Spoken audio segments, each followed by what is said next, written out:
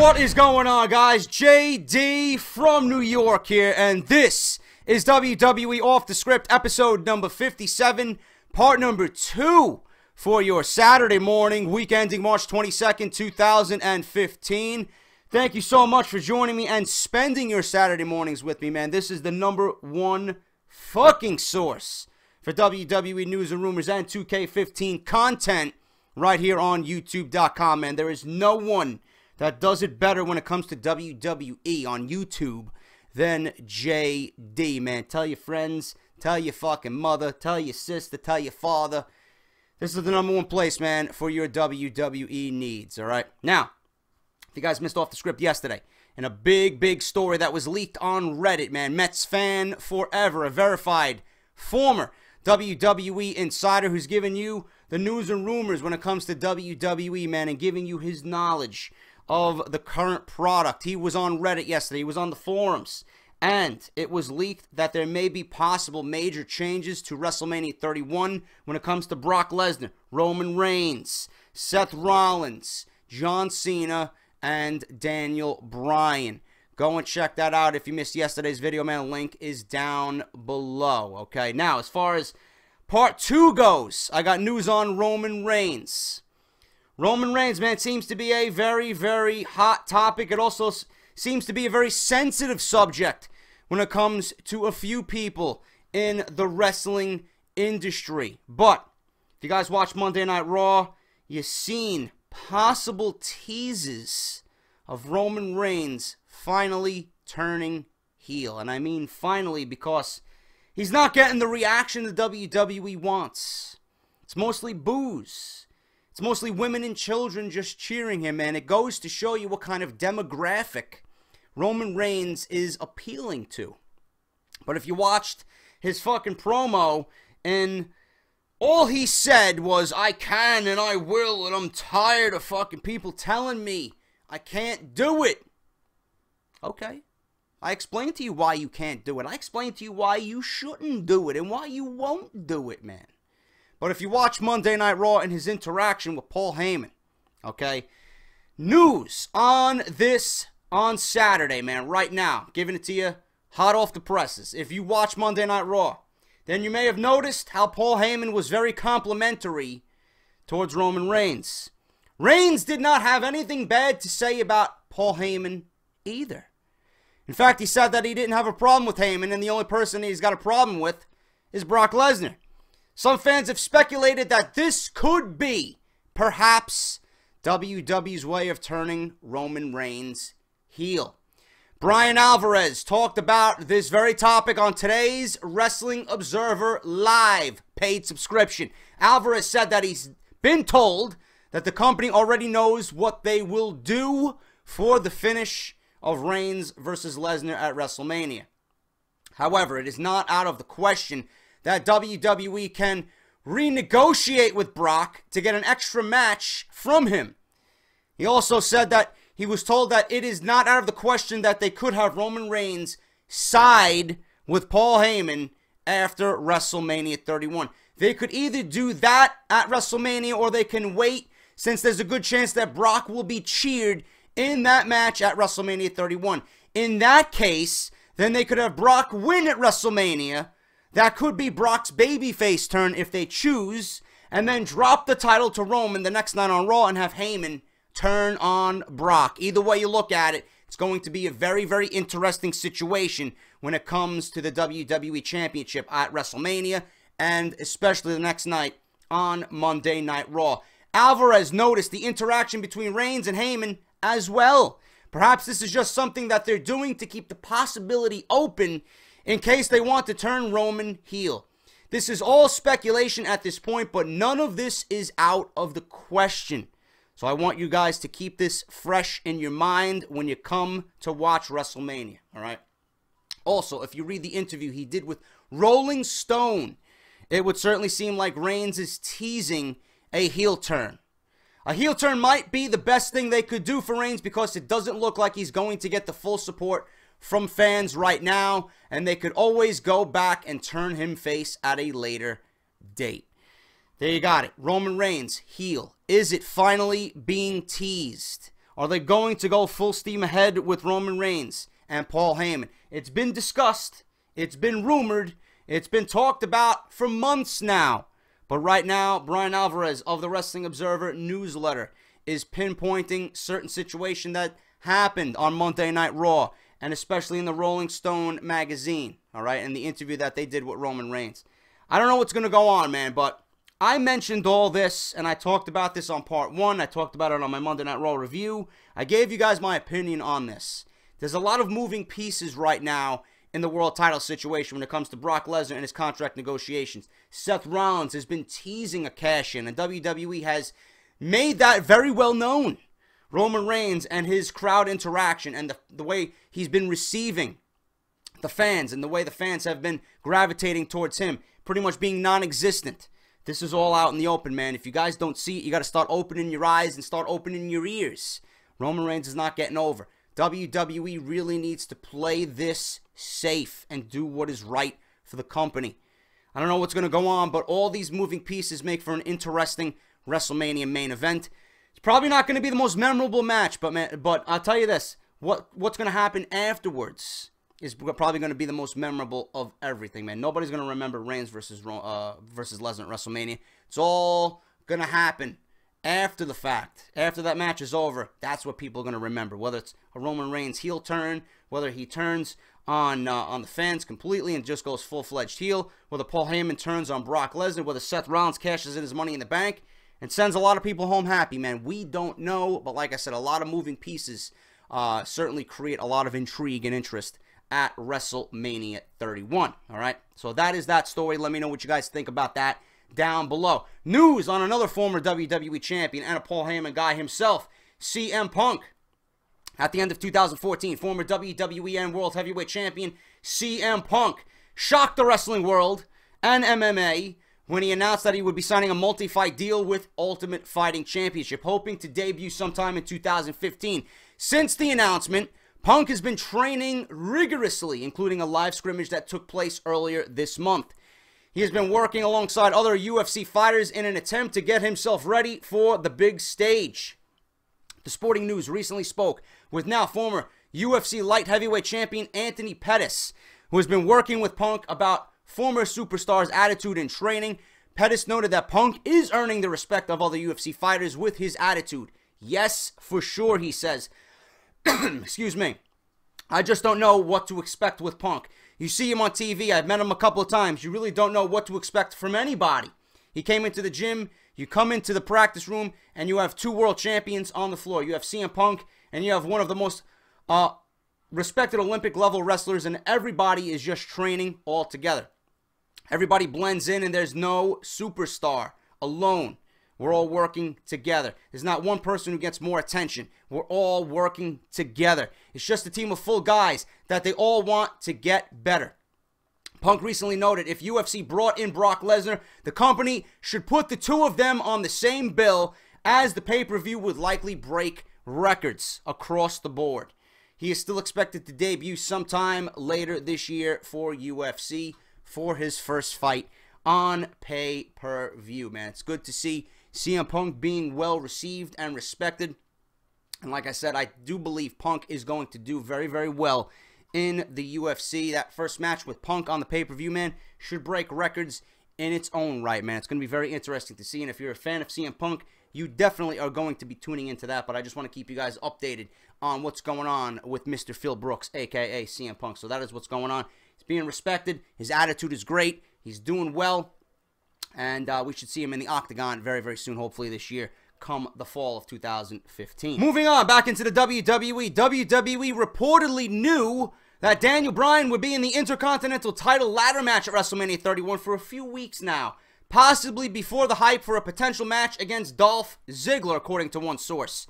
There was some speculation within WWE that by waiting to announce Bryan for the ladder match, officials were leaving their options open in case things couldn't be worked out with the WWE Champion Brock Lesnar, but that might be just speculation, as Vince McMahon has remained confident that Lesnar will now work WrestleMania. So WWE, according to this source, knew that Daniel Bryan would be in the IC title match weeks before a potential Dolph Ziggler match was even being hyped. So Daniel Bryan now officially confirmed for the IC title match. I do see him walking out of WrestleMania as the new Intercontinental Champion. And my ideal situation would be for Bryan to win that, bring that title up to relevance, and bring some spotlight back on the IC title and the mid-card in general, and build a feud, a lengthy feud, a summer-long feud with Dolph Ziggler, both of them being face, and both of them just competing over the IC title, man. You got Bryan and Ziggler, and just the competitiveness of that feud would raise the Intercontinental title to levels we haven't seen in years in modern-day WWE, man. I'm all for it. I hope that is the situation and the scenario that WWE is building towards right now for the Intercontinental title. Paul Heyman received rave reviews and praise backstage for his promos on the March 2nd and March 9th edition of Monday Night Raw. Heyman's promos usually are well received, but lately he's been on fire for WrestleMania season. He's even been tweeting like crazy, promoting WrestleMania and his client Brock Lesnar for the biggest show of the year, man. Paul Heyman is without question, and you guys know this, absolute gold on the microphone. He is the best promo right now in WWE, probably all of professional wrestling, and Heyman has single-handedly built this feud to be even as important as it is, man. People are interested right now in this feud simply because of Brock Lesnar and Paul Heyman. On Lesnar's end, it's because of his contract situation. With Paul Heyman, it's just the way he speaks, man. He's built his client, Brock Lesnar, up better than anyone could ever do, and I fucking applaud Paul Heyman for his great work, and Paul Heyman is without question one of the greatest assets right now in WWE. Where are the Ascension? According to WWE sources, Connor and Victor of the Ascension are the latest NXT stars that have failed in their transition to WWE's main roster successfully. Their stock has fallen immensely as of late, as it's clear by now they've been booked on WWE since losing to the Primetime Players on Monday Night Raw a few weeks back. Word is that their push is now dead, and they're not expected for the WWE Tag Team title match at WrestleMania 31. This is WWE's fault, and it goes to show you that the people running WWE on the main roster do not know how to handle the NXT guys that have done so very well down there, man. What does this say about anyone wanting to graduate from NXT up into a SmackDown or a Raw, man? Just follow the Ascension. Now, I see the Ascension being built up, man. Paige was the same way. Paige was floundering. WWE didn't know what to do with Paige. All of a sudden, things got turned around, and Paige right now is one of the building blocks around the Divas division. I do see the Ascension coming back into relevance again. It's just that the WWE just handled everything so poorly. If you wanted to make a splash with the Ascension, you should have had them come out on the last Monday Night Raw of the year in 2014, where the Usos won the Tag Team Championships. A prime spot for the Ascension to just attack the Usos from behind, a big sneak attack, and just say, you know what, we're here, we dominated NXT, we're going to dominate Raw, we're coming for the Tag Team Championships, and there's no better way to make a statement than to attack the champions in our debut on Monday Night Raw, man. But that's sad to see, it's sad to hear, and hopefully the Ascension are being built up, and hopefully there are plans in place right now for the Ascension, because the Tag Team division could flourish if the WWE chose to, but right now, I don't know what's going on with the Ascension, man. I don't know why WWE thinks that they're dead and that there's nothing for them. I like their look. I love their theme music. I love their attitude, man. It reeks of old school, and I'm an old school guy. But hopefully the Ascension are, planning to come back, and WWE has some plans for them to come back on TV after WrestleMania, because right now, as of this reporting, WWE doesn't have any plans for them at WrestleMania. It's going to be Los Matadores, A New Day, the Brass Ring Club, Cesaro and Tyson Kidd, and the Usos in a multi-team match at WrestleMania. And that just sucks, man. It just really sucks to hear that about the Ascension. Former WWE Hall of Famer Jim Ross received rave reviews in his return to the airwaves for Global Force Wrestling Wrestle Kingdom 9 earlier this year. It's been said his first pro wrestling show since leaving WWE in 2013, which was prompted speculation he would be returning for more appearances. Ross fueled the fire last week when he noted he had been in talks with Jeff Jarrett to become the voice of GFW. Getting lots of questions about what's next for Global Force Wrestling, and I expect Jeff Jarrett to address this matter after WrestleMania. However, if he does do a series of TV tapings, I do think that doing them in Las Vegas is a splendid idea. Begs the question, he says, if Jeff actually is planning on taping TV, could a network deal be too far behind? Yes, Jeff and I are talking, but there is no deal on the table. as of this time. However, it appears that hope for many wrestling fans may be short-lived. As revealed on his blog Saturday, Ross is unlikely to call wrestling for the remainder of 2015. He posted the following regarding his endeavors this year. My management team plans for me to do play-by-play gigs in 2015, but likely none or very little in pro wrestling. No door is closed, but there are simply more options in boxing and MMA right now. While he doesn't entirely close the door on it, a commitment to GFW would likely be more than very little. With that said, it appears unlikely Ross will do much substantial with Jarrett's company right now. That's a shame to see. I would love to see Jeff Jarrett's promotion get a TV deal and get televised here in the United States. I would be all over that. And it sucks we won't be hearing from Ross in the wrestling industry in 2015. Jim Ross is without question the greatest voice in all of professional wrestling then and even now. Even now, nobody even comes close to what Jim Ross does behind the mic with his voice, man. He's one of the most recognizable voices in all of wrestling and without question the greatest play-by-play announcer in all of wrestling, man.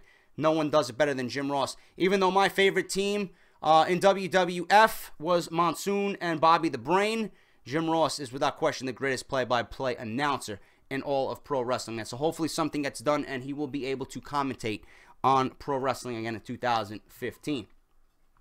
Couple more stories, guys. According to PW Insider, Ring of Honor Wrestling is looking to sign some of its top-tier talent to lucrative deals so that World Wrestling Entertainment doesn't raid their roster. Several former Ring of Honor talents have made the jump to WWE and NXT developmental in the past, including Kevin Steen, El Generico, Tyler Black, Cesaro, Chris Hero, Matt Sydal, etc., etc. And now, more notably, Samoa Joe may be returning to the WWE and more notably NXT. Ring of Honor is namely trying to lock up Nick and Matt Jackson of the Young Bucks, one of the most popular tag teams in all of professional wrestling.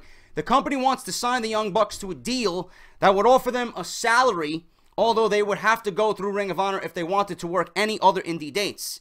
There likely wouldn't be much of a fight if the brothers wanted to continue with New Japan Pro Wrestling, though as they draw incredible support and revenue as members of the Bullet Club faction. Reddit user MetsFan Forever reported that a deal was close to being signed, although Nick and Matt want to continue wrestling for PWG because they feel that company gave them opportunities when no one else would. There is also an issue of merchandising that apparently is holding up negotiations. The Young Bucks have turned down an offer from WWE in the past, but if they were to ever change their minds, an exclusive deal with Ring of Honor would ultimately prevent them from making the jump to WWE. I have also always wanted to see Young Bucks in WWE. I think they would be phenomenal for the tag team division, but I do not trust WWE to handle tag team wrestling right now. Young Bucks may be better suited for somewhere else. New Japan, Ring of Honor exclusively. So I don't know, man. But all in all, Ring of Honor is trying to tie up a lot of their guys because a lot of their guys tend to use Ring of Honor as a base to get known on the indie circuit and then jump to the WWE where they can just shine. And now with NXT, man, it's going to be a lot different. It's going to be a lot more, I would say, interesting to see because those people who want that indie feel and that indie scene under the bigger spotlight that is WWE with the bigger promotion, the bigger production, are probably going to go over to NXT, man. And from NXT, it always leads to a possible main roster spot on SmackDown or Raw. So, I don't know, man. Ring of Honor is in a sticky situation right now. It's going to be up to the talent if they want to stay in Ring of Honor or jump to NXT where everything is just like the indie scene, but enhanced a lot more, man. You're going to get out there. You're going to get your name out there. It's going to be a lot well known because it's under the WWE banner. So Ring of Honor, man, is in a sticky situation. They want to sign a lot of their talents to lucrative deals right now. So WWE ultimately doesn't raid their roster. It's going to be interesting to see, but it's ultimately going to be up to the talents whether they want to stick with the indies or stick with that indie feel and be with the NXT brand with an eventual promotion to Monday Night Raw or Thursday Night SmackDown, man. It's going to be interesting to see, like I said. According to a report by PW Insider, Ring of Honor star Jimmy Jacobs is set to become the newest member of WWE's creative team. He will begin with World Wrestling Entertainment in April following WrestleMania 31. This deal has reportedly been in the works for quite some time now. His last date with Ring of Honor could be on March 27th at the Supercard of Honor event in California. Jacobs is a 5-time Ring of Honor Tag Team Champion, including 2 reigns with Tyler Black, a.k.a. Seth Rollins, who now competes in the WWE. He also had a run with PWG with Black as their Tag Team Champions as well. He's been a part of a heel faction called The Decade for the last year or so, teaming with B.J. Whitmer, Roderick Strong, and Adam Page. Jacobs appeared during an episode of Monday Night Raw as a member of Adam Rose's Rosebuds, sorry to hear that, in December. He even had the opportunity to catch up with some of his friends working for the company. Jimmy Jacobs with WWE Creative is a great move, man. It gives an outsider's view of WWE with potential great ideas for creative, man. I like this move. He's coming into something new. I don't know how watered down his ideas are going to be. Ultimately, he's got to answer to Vince McMahon, but it's always great to have someone who's worked the indie scene and many promotions in the indie scene. It's good to have an outsider's view, an outsider's set of eyes, an outsider's ears in WWE Creative. It might refresh things. It might be a shot of adrenaline that they need, man. So I like this move. Jimmy Jacobs now set to be the newest member of WWE Creative. Hopefully he can get some of his ideas flowing and get some blood flowing within WWE Creative, man. Should be nice to see. And finally, guys, a recent report from WWE.com has revealed that current NXT champion Kevin Owens has undergone knee surgery. Per WWE.com, NXT champion Kevin Owens underwent a partial, repair on his knee late last week. WWE.com has learned this. I am not the kind of person that lets things like this get in my way, says NXT champion Kevin Owens on WWE.com following his surgery. I'm already walking around without crutches and doing physical therapy at the WWE Performance Center. For those worried about the injury and it might affect Owens' highly physical style, he was quick to put any doubts to rest. Now that I'm at the level I am, and with much at stake as there is right now, I don't think it's going to slow me down at all. I'm going to be on my way back very soon. There's no word yet on how long Owens will be away from the ring. If at all, he will be defending his NXT Championship against Finn Balor this week on the WWE Network, although that match was filmed over a month ago. Quick and speedy recovery to Kevin Owens. He's a fucking beast. I'm enjoying his work on NXT, and he's going to be the next breakout star on the WWE main roster. Believe that, man. So a speedy recovery to Kevin Owens. That is it, guys. Off the script. Number 57, part number 2. Hope you enjoyed it. If you did, leave a like on your way out the door. It greatly helps out my channel. If you guys are not subscribed to this channel for WWE and all the entertainment I provide, I don't know what you guys are waiting for, man. Hit that subscribe button. This is the #1 source for WWE news and rumors right here on YouTube.com with Off the Script. And if you guys want more additional wrestling content, Joe Cronin Show, his Twitter and his YouTube linked down below. Go and check him out and show him some love. Labar, Eisenberg, and Ghoulish Chairshot Reality at WrestleZone.com, as well as their YouTube channel linked down below, and Labar's personal website linked down below as well, guys. Not sure if I'm going to have a part 3 this weekend because I'm going to be in Atlantic City. That's all the news I got right now for the weekend. But if I hear anything else, I will certainly report it right here on my channel with Off the Script, guys. Thank you guys so much for watching. Thank you for spending Saturday morning with me. And I'll see you guys when I see you guys, all right? Take care. This is JD, and I'll talk to you soon.